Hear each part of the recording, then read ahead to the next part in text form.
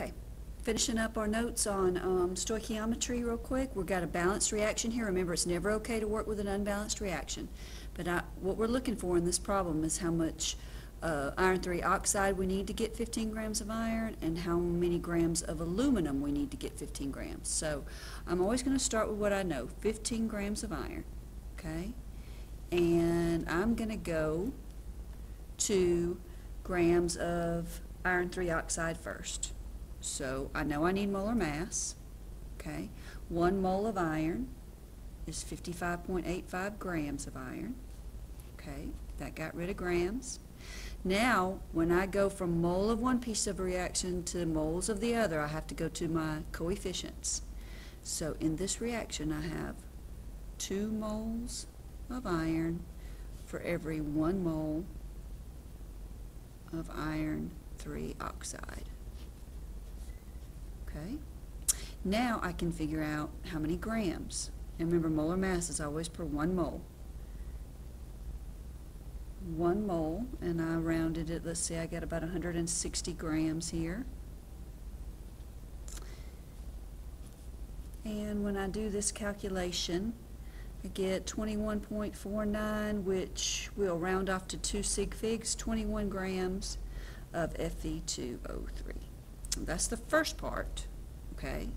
But it also asked me how many grams of aluminum I need to get 15 grams of iron. So I'm going to start with 15 grams of iron again, because I always start with what I know. And this time, I'm going to grams of aluminum. So 1 mole of iron again, 55.85 grams. Alright, going to my reaction here. For every 2 moles of iron, I have 2 moles of aluminum. And then I can get molar mass of aluminum, and molar mass is per 1 mole. 1 mole of aluminum and 27 grams of aluminum. And I get 7.3 grams of aluminum. Okay, so there's your answer. You need 7.3 grams of aluminum, you need 21 grams of iron 3 oxide. Okay. All right, this right here is a good test question because it pulls in density, the formula for density. And if we know the formula for density, then we can figure the rest of it out. But this wants to know, a piece of aluminum foil with those dimensions is dissolved in hydrochloric acid. How many grams of hydrogen gas are produced? So first we've got to have a balanced reaction. It says a piece of aluminum foil is dissolved in hydrochloric acid, and it's going to form hydrogen gas, but this is a single replacement reaction, so we're also going to get aluminum chloride. Okay?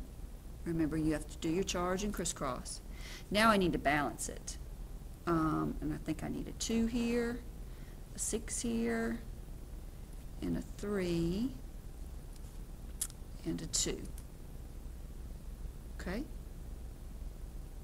A little bit more to balance in that one.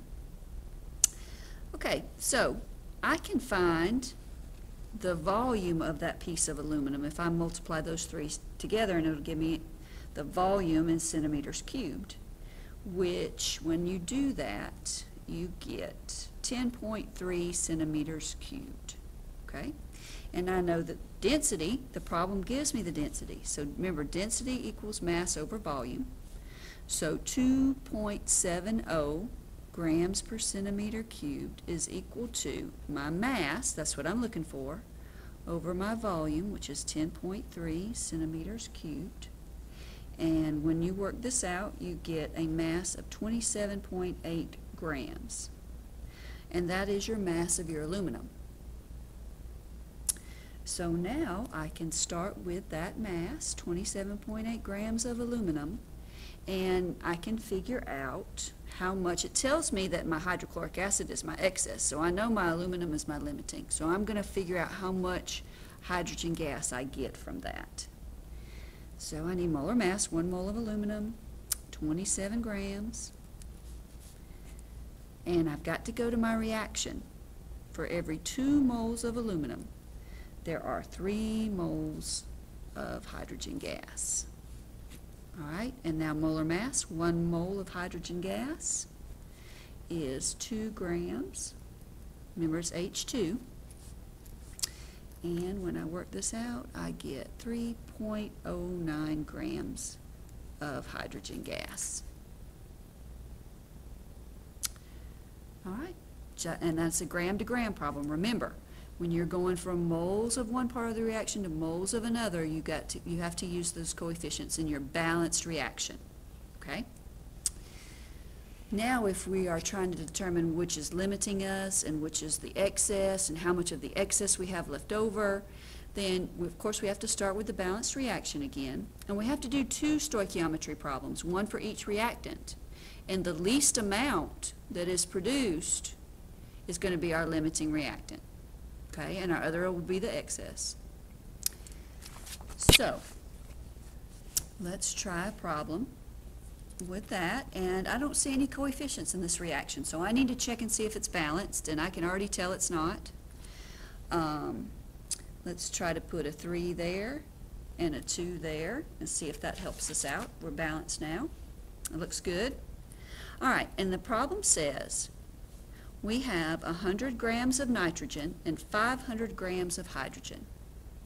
And remember, go ahead and put those up under there so you've got your information. 100 grams of nitrogen, and I've got 500 grams of hydrogen.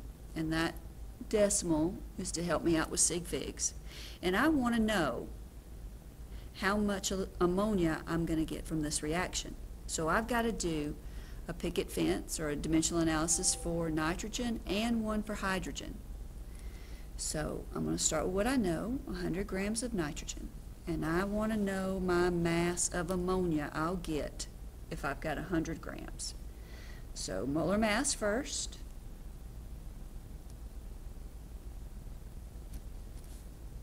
Okay, now I'm going to go from moles of nitrogen to moles of ammonia.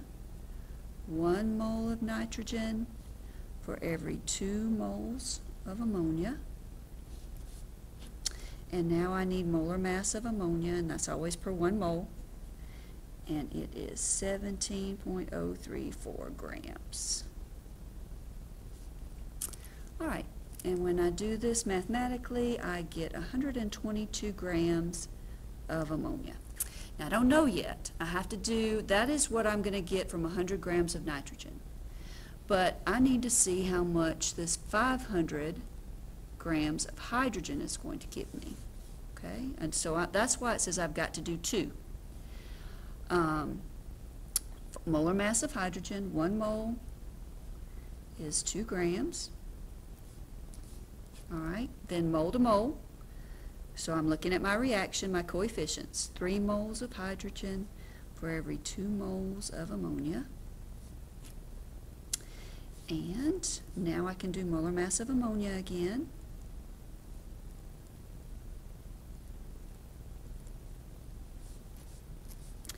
And I get 2,839 grams of ammonia. And if I round that off so my sig figs are correct, it's going to look something like that. Well, that's way more. I'm not going to be able to get this much because I'm being limited by my nitrogen. So this is the true amount. That's how much I'm going to get. The lesser of the two is always your true amount that's going to be produced. So I'm going to get 122 grams of ammonia. Now that's the answer to this question. Okay? But now this part says how much of the unreacted is left over. In other words, of this excess hydrogen, this is my limiting, this is my excess. How much of that, I'm not going to use 500. How much is going to be left over? So first I've got to figure out how much of that 500 I'm going to use. So go back to your limiting, 100 grams of nitrogen. And I need to know how much hydrogen am I going to need for 100 grams of nitrogen in this problem. So this time I'm going from grams of nitrogen to grams of hydrogen. 1 mole of nitrogen, and there's my mass, okay, molar mass first.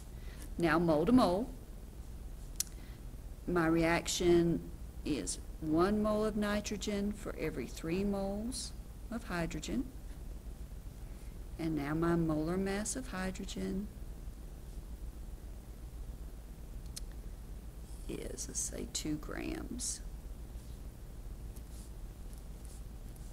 And I get, when I do this math, 21.4 grams of hydrogen. That is how much hydrogen is going to need to be used with this 100 grams of nitrogen. Okay, if I've got 100 grams of nitrogen, I need 21.4 grams. So back up here, I don't need 500, right? All I need is 21.4. So now this is asking me, well, how much is unreacted? How much do you have left over? So you've got your 500 minus what you need, 21.4, and that'll tell you how much you have left over, or how much is unreacted. Unreacted. Leftovers. Okay? All right, and for percent yield, the amount of product calculated using the limiting reactant is the theoretical yield. When you do your picket fence and you calculate how much product using that picket fence, that is your theoretical yield. And that is in a perfect world. If everything's just right, that is how much you should get. Okay, that's your theoretical. The amount of product obtained in lab, so when you do this reaction, the amount of product you actually get is what we call the actual yield. Okay, theoretical yield and actual yield. And so you put those two into this little formula and it'll tell you your percent yield. Percent yield is equal to actual divided by theoretical times 100. Okay, so if we look at this problem, it tells us, I already don't see any kind of reaction, so I know I'm going to have to write the reaction and I'm going to have to balance it. It says aluminum burns in bromine, bromine's a Brinkelhoff, okay, producing aluminum bromide, and I already know that I have to balance it. Okay, so there's our reaction. In a laboratory, 6 grams of aluminum reacts with the excess bromine, and we get 50.3 grams of, that should say, aluminum bromide, okay, produced. Calculate the theoretical and percent yield. Remember, theoretical is what we would get in a perfect world. This is what it's saying we get in the lab. So this 50.3 is our actual, okay? So let's see how much we should get. If we've got 6.0 grams of aluminum, all right, I know I've got to do the molar mass, 1 mole, and 26 point, excuse me a second,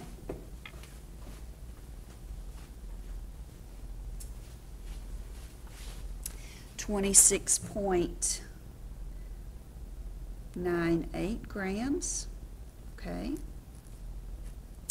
Now I go to my reaction. For every 2 moles of aluminum, there are 2 moles of aluminum bromide, okay.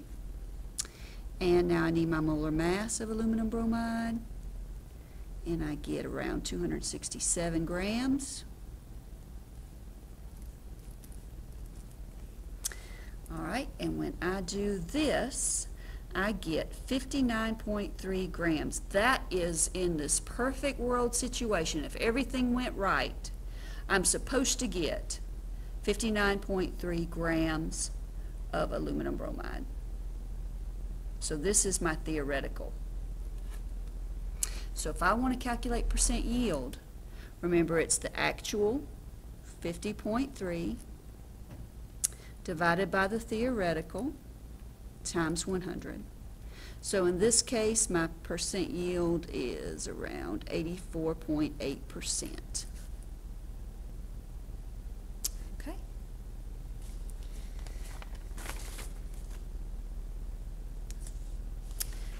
And this last question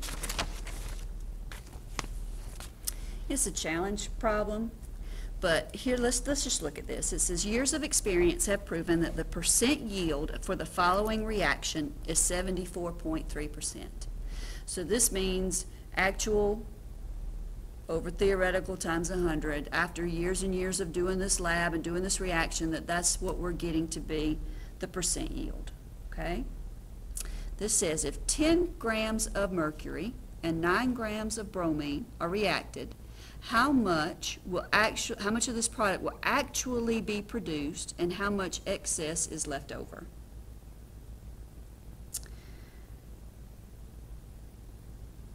So we've got to do our we've got to figure out what is limiting us first. So we've got 10 grams of mercury and we have 9 grams here. So let's see what is limiting us. And I'm just going to work these 2 picket fences.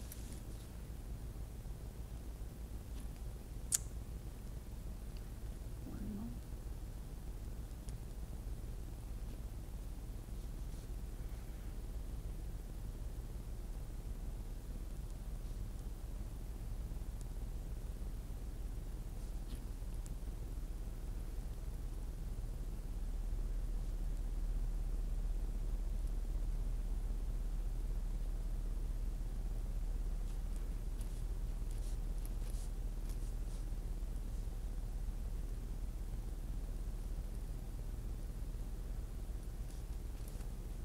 All right, that's what we get from our 10 grams of mercury. Let's see, with our 9 grams of bromine gas,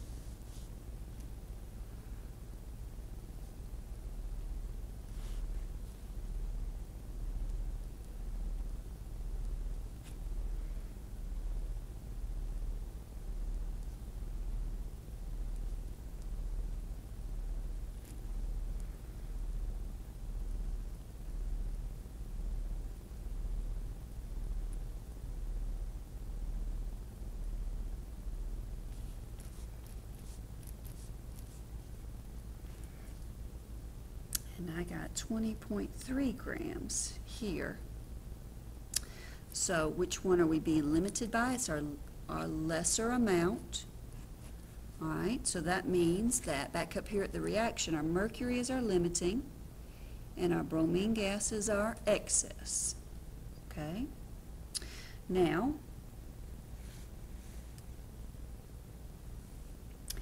this wants to know, let's see,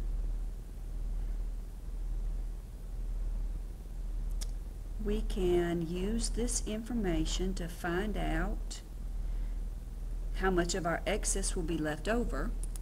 Okay? If we start with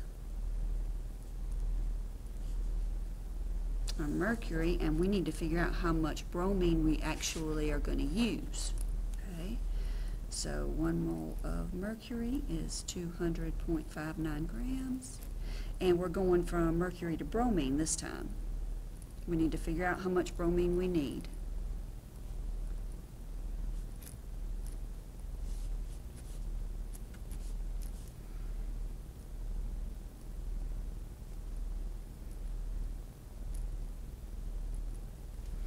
And when I do this, I see that I need to use 7.89 grams, okay? But I've got 9. So I can subtract what I need to figure out how much will be left over, and I get 1.02 grams of bromine that's left unreacted.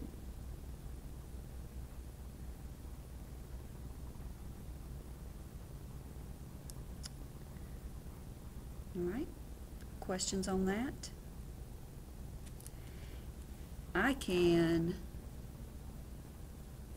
This 18 is going to be my theoretical. I can use this information now to find out how much will actually, this question's saying how much will actually be produced. So I can go back with what I know, what they give me in the problem, and find out how, because it says 74.3% is my percent yield, okay, from many, many trials. So let's turn that percent back here. 0.743, and I don't know my actual, but my theoretical from my picket fence above tells me that I should get 18 grams. So in this way I can solve for X, and X actual is 13.4 grams of HGBr2 is my actual, okay? And that I can solve that this time because it gave me the percent yield. Okay? And that is it for Unit 1.